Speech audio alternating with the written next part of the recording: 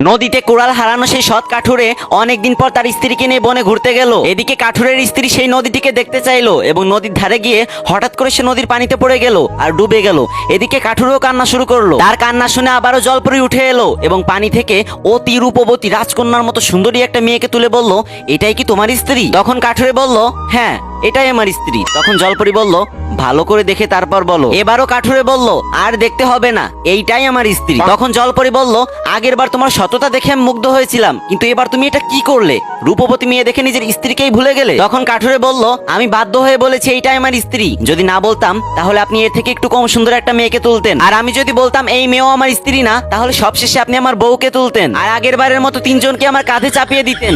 এজন্য আমি প্রথমবারই বলেছি এটাই আমার স্ত্রী। পরি সাহেবা, আমি নিতান্তই গরিব মানুষ, তিনটা বউ পালবো কিভাবে বলেন তো?